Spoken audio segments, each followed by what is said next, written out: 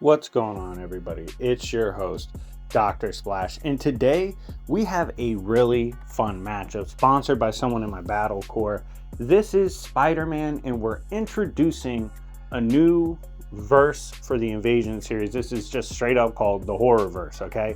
Every situation that's throughout horror can be possible for the Invasion, okay? I'm going to go through 10 particular horror scenarios that Spider-Man will have to go through, and we will see which ones he balls out in, which ones he gets destroyed in, and how everything goes. If you love content like this, if you love the Invasion series, smash the like button. If you want to see your favorite character on here, comment them down below, or you can straight up just have the video sponsored.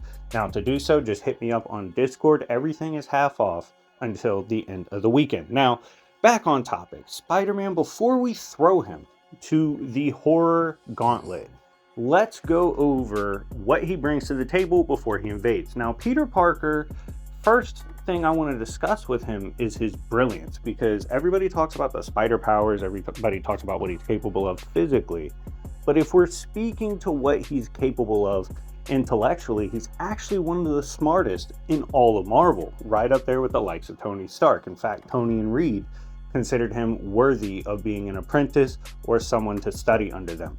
This allows him to contemplate higher dimensional problems, extra dimensional math, higher levels of math, multiversal to extra dimensional levels of calculations. He's battled in realms that are beyond time, space, and dimensions, and also gone to war with characters that fit that category as well. I'm not saying his AP and all that scales to outer. I'm talking about in terms of his intellect.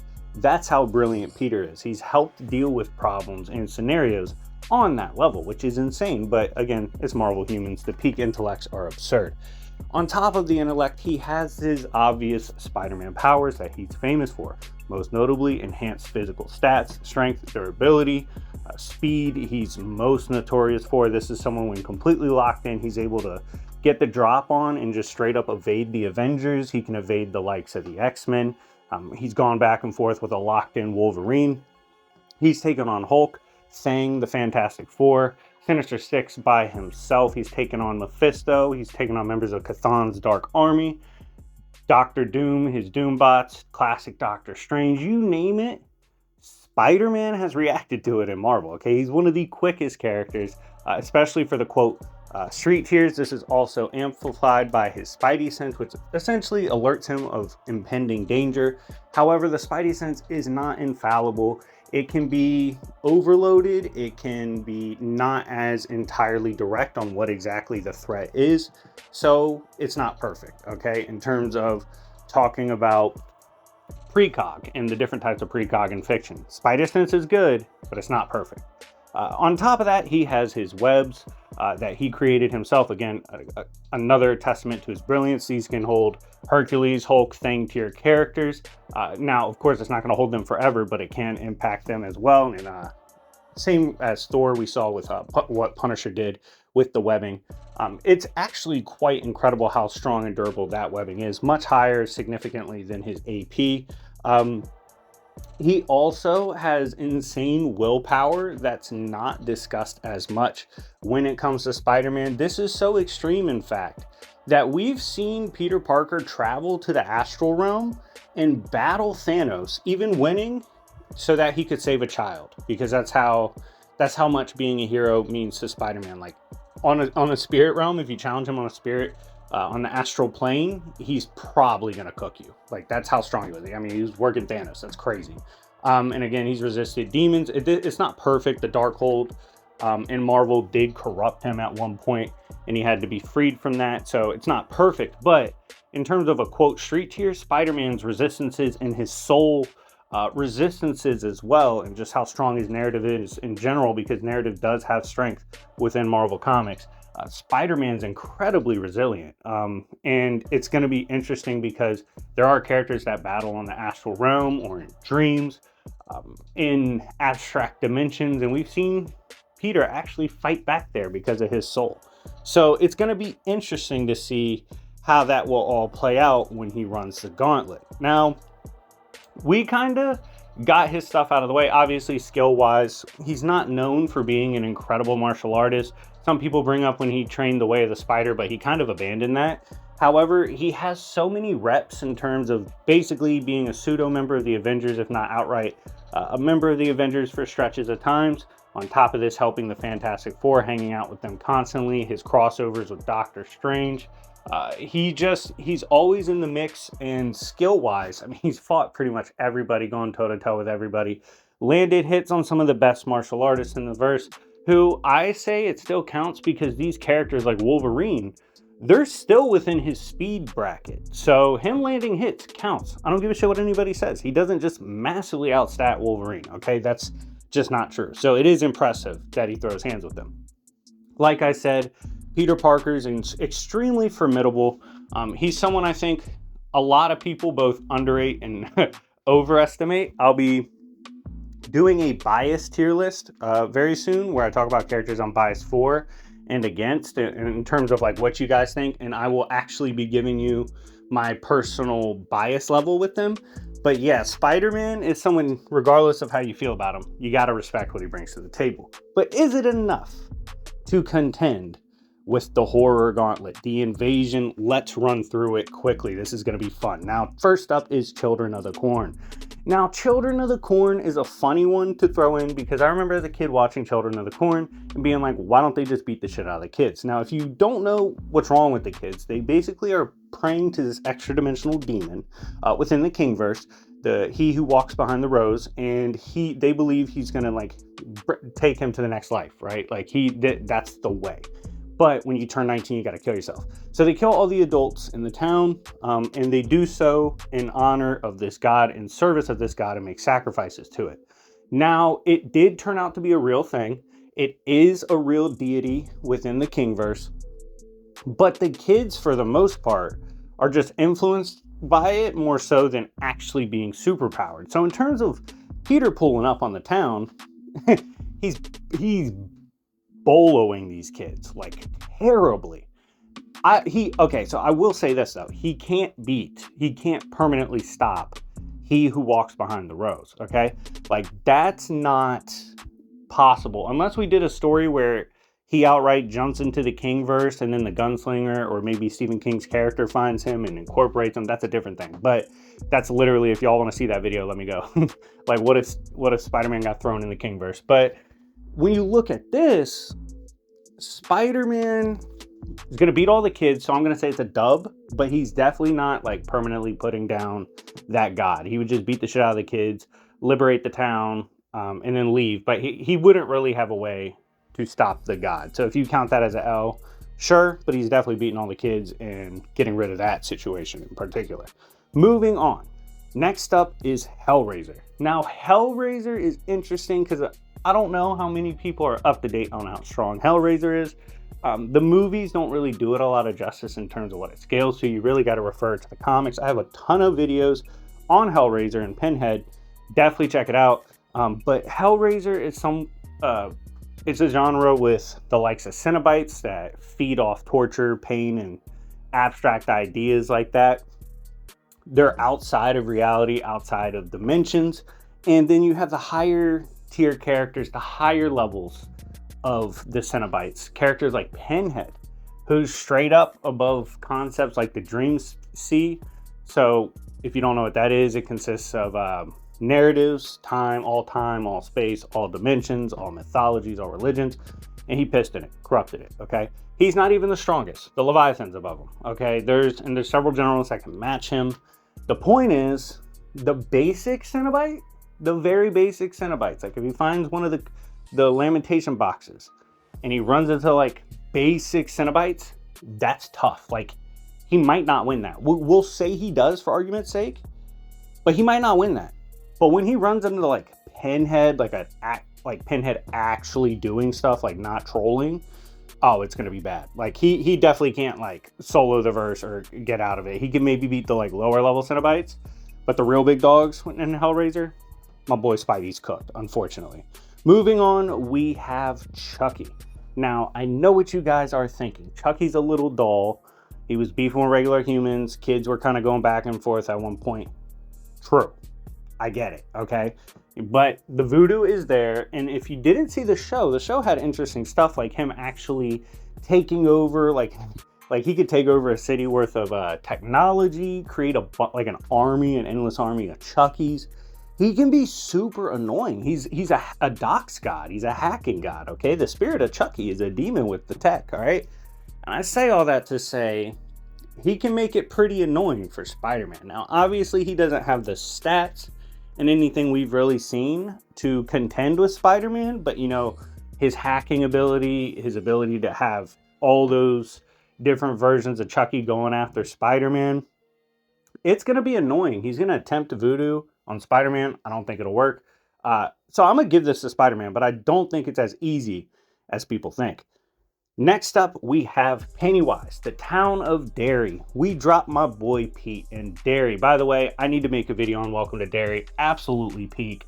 It's one of the best shows ever. I'll probably do it after the new episode tomorrow, but I really need to talk about that because you guys have been loving my Kingverse coverage anyways. But back on topic. Pennywise is a cosmic eldritch being that, for shits and giggles, came down to reality to feed on fear. Things like fear are literally like cotton candy to someone like Pennywise. He, in actuality, is so far beyond things like time, space, dimension, emotions, imagination.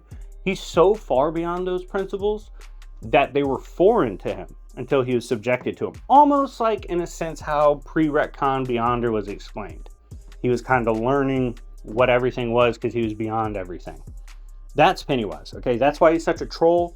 The movies, again, it doesn't really do him as much justice. I will say the show's doing a lot better at explaining like how crazy he is. But yeah, his only thing is Pennywise is subjected to the laws of the reality he's in. And when I say that, I mean, like, if you believe you can hurt him, if you really believe you can fight him, these things, the laws of imagination, how imagination works, that'll impact him. Like, he's confined to the rules of the reality he's in, technically. So there is kind of a weakness to that, but obviously it's not going to permanently kill him if you beat him in reality. So how does this go if he runs into Pennywise? Well, first of all, I do think he would be able to see Pennywise for a multitude of reasons, but mainly Peter definitely has seen enough and has enough imagination to believe something like Pennywise exists. Like, obviously, he would not be shocked something like that exists. Now, can he fight back against the fear, the inducing fear from Penny? I'm going to say yeah. I think Spidey can. And what's dangerous, what's absolutely dangerous for Pennywise, is that Penny kills kids. And jokes aside, I know you guys think I hate Spider-Man, but Spider-Man doesn't play when it comes about protecting the youth, right? Like when I told you that Astral Realm story, that was to save a kid. He's going to lock in for that. And the problem for Pennywise within the laws of reality is that Spider-Man will believe he can hurt him. Spider-Man will believe his punches can save that child. He will believe his webs can save the child. That belief is potent, especially when you consider, like, narratively what Spider-Man is and just how willful he is and what he means. I think he actually can very well beat the avatar of Pennywise, like the one we see trolling the kids. I actually think he packs it away, especially if he takes time to learn like about the Native Americans, how they dealt with Penny when he's subjected to the laws of reality from the show, like things like that. Yes, Peter's so brilliant that I just think the mix of that, his imagination and his belief, he's gonna beat the Pennywise that plagues Derry. However, he's obviously not beating true form. Pennywise has absolutely nothing for him, but I think he does beat the one that pops up in Trolls. I actually think he's very well equipped to do so. Moving on, we have Jason Voorhees. Now, Jason Voorhees, he's most famous Friday the 13th. I will say we're giving him the version that's a lot stronger than what people think. We're going to give him the version that's also been touched on in comics. Fought Ash Williams, fought Freddy Krueger, was a general in Freddy Krueger's army, and according to the comics, and specifically Nightmare Warriors, was always connected to the Necronomicon, which exists beyond reality and is like the dark book that even influences the great old ones, connected to the dark old ones that are beyond everything. You could argue extra dimensional. You could say it's like outside the multiverse, or you could say it's outer. I don't really give a shit what you say. Regardless, Freddy Krueger, or I'm sorry, Jason Voorhees scaling kinda to Freddy, and Freddy saying, you know, his soul's like infinitely beyond regular humans. Like, Jason's a problem. That's why he's always able to come back. That's why he's able to be so resilient. Seems like he's teleporting. He's a beast, and it's due to that connection to the Necronomicon. Now, how does it go if Jason is beefing with Spider-Man? Now, straight up, I'm gonna be real with you. Jason's attacks are too linear for me to be worried about Spider-Man's situation. Like, I straight up think Spider-Man's just doing what he needs to do against Jason. I think he's putting him down. Now, will Jason come back because of Necronomicon? Sure. But is he going to get mauled by Spider-Man? Yes. Next up, we have Freddy Krueger. Now, Freddy Krueger is the Nightmare Supreme. He is a character who literally goes after you in your sleep. He too was connected to the Necronomicon, but unlike Jason, he studied the Necronomicon and eventually merged with it, at one point becoming the Alpha and the Omega, a walking duality that was turning everything into Elm Street. Obviously, most well known for killing you in your sleep, attacking you in the dreams, not as well known for being as potent in reality unless he has amps or outside situations going on. Now, how does it go if Spidey fights the likes of Freddy Krueger? I don't know. This is tricky. Obviously, in the dreams, that's a problem, but Spider-Man's fought on the astral realm. Spider-Man has shown he can fight in dreams, in nightmares. He's fought, like, I don't know. I'm having a hard time saying Freddy's gonna kick his ass in the dreams. I don't think he will. I think Spider-Man, given what he's shown against Thanos on the astral realm, given what he's shown against like Nightmare, Mephisto, fighting in abstract realms like dreams, I think he'll be okay. I think he can actually beat Freddy Krueger, especially if he can lure him to outside of the dreams, okay? Because Spider-Man's dealt with characters like Freddy, dealt with superior characters than Freddy, and lived to tell the tale. So you know what? I'm going to say even if he doesn't outright put away Freddy, Spider-Man's going to get the job done. Spider-Man's going to survive, okay? I'm saying he wins. Next up, we have Wishmaster. Now, this one might surprise you guys in terms of my take. I think Peter's in trouble against Wishmaster. I don't know if you guys ever watched the old Wishmaster movies, but he's basically a djinn, which is a demon of sorts, a fairy type demon that comes from beyond reality, that comes down and just fucks with stuff. And what he would do is he would grant people wishes, but the wishes would end up horrible for you. Like, you'd be like, yo, I want 2 baddies. Like, yo, I need that. And he'd be like, all right, bet. But then he would send you 2 baddies that were demons, and then they would take you to hell. And he does stuff like that. He's a reality warper. He can do what he wants to troll reality, and it's all a game to him. Like, he can make whatever he wants appear. He can change whatever he wants in reality. It's all his game. And I think that level of reality warping, while he might not have the craziest feats in terms of like showing absurd AP, showing a technically absurd speed, we do know he comes from beyond reality, so he has the higher speed arguments. In his reality warping, he could turn Spider-Man into a goldfish. He could just be like, no, you're dead. And he'd be like, oh no, portal to hell. Like, there's a lot of things you can do with the reality warping to stop Spider-Man. A lot of people don't know much about Wishmaster, but I'm gonna go ahead and give him the dub over Spidey. Now, next up, we have A Quiet Place. I'm sure a lot of people will find this interesting because the Quiet Place monsters crash landed on Earth and quickly wiped out the US military, the world military, essentially. Like, they just put in work.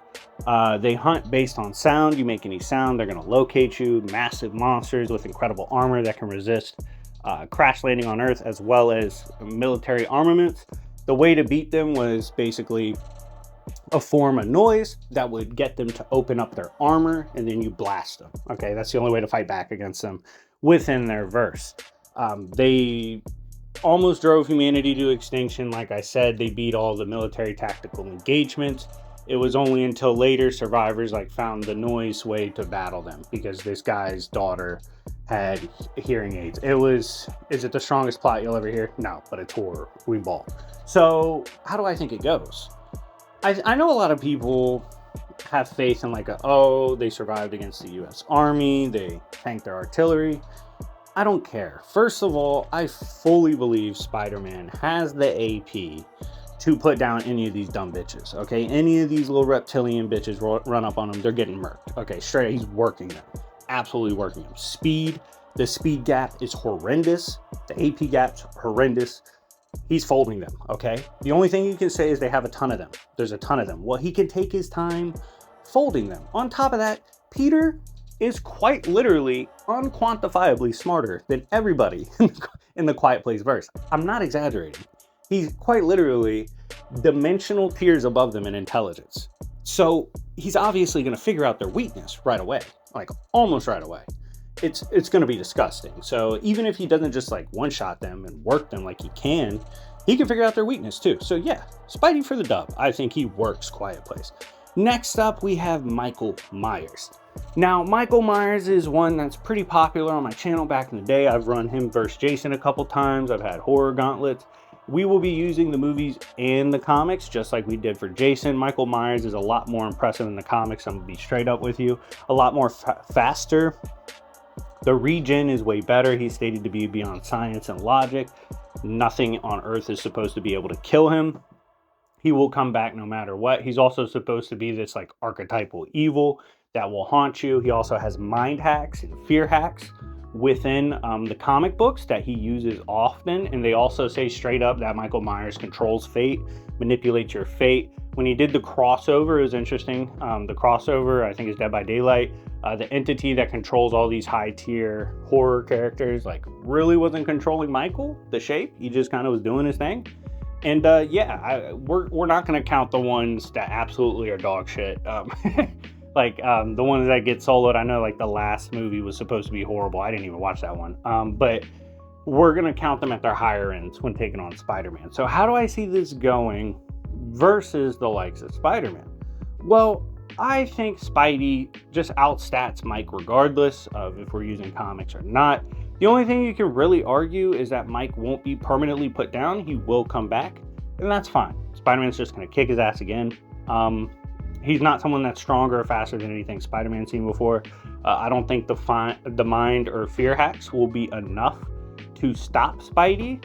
We also don't really have evidence that his fate manipulation is on the level to stop someone like Spider-Man, who we've seen how high his fate scales within Marvel. He has some of the strongest narrative within the House of Ideas. He's someone like one of the strongest webs on the webs of life. Like, it's just, there's a lot of arguments for Spider-Man's narrative relevance, soul relevance, mind relevance, all those things. I just don't see Myers rewiring his fate and destiny. Okay, the fate of the Spider-Man will forever remain. Even the Mother of Horrors knows about him. Okay, iconic shit. Okay, so I don't think Myers can put him away. Maybe you argue Myers just keeps coming back. That's cool. Keep coming back and get to work, okay? It happens to most of Spider-Man's villains. And final one, smash the like button if you have not already. I had a lot of fun making this, but we have The Mummy. Now, I personally was excited to talk about this one because The Mummy's a really cool horror monster in terms of how it's going to try to combat him. Now, when you look across all the movies, we've seen the Mummy cause literal plagues, like biblical plagues. It can summon those at will and force them upon lands, entire cities and towns.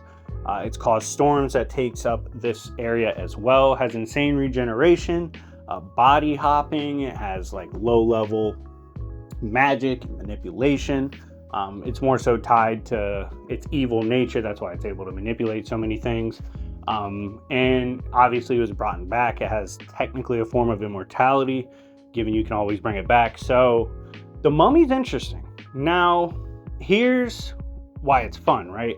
I think The Mummy, with the plague hacks, being able to summon armies, servants, all these things, the regen, cool hacks, dope hacks, and ultimately, like when taking over a town, if Spidey's there, that's really annoying to deal with. But it's not something Spidey hasn't seen before. He's seen literally Storm putting in work and fought through her, summoning big ass storms. He's fought through, I mean, you look at the Sinister Six, you look at characters like Hydro Man, Sandman, all these characters. He's used to that bullshit. Like, I hate to say it, but Spider-Man's actually built to battle like biblical type plagues, unless of course, you know, you disease hacks them or whatnot, which could be possible technically. But nonetheless, Spider-Man should blatantly outstat the Mummy in anything in the Mummyverse. So I think he's eventually gonna get to the Mummy and put the Mummy down, on top of he's so much smarter than everybody, like I spoke on Quiet Place, that I think he's gonna figure shit out real fast and how to counter it and use stuff within the verse to help him get the job done. He's just too fast to stop him from doing it too. So I have him getting the dub on the Mummy. But anyways, guys, let me know what you think about this invasion. Did you have fun watching him gauntlet the Horrorverse? If you could have seen him fight other horror characters, let me know.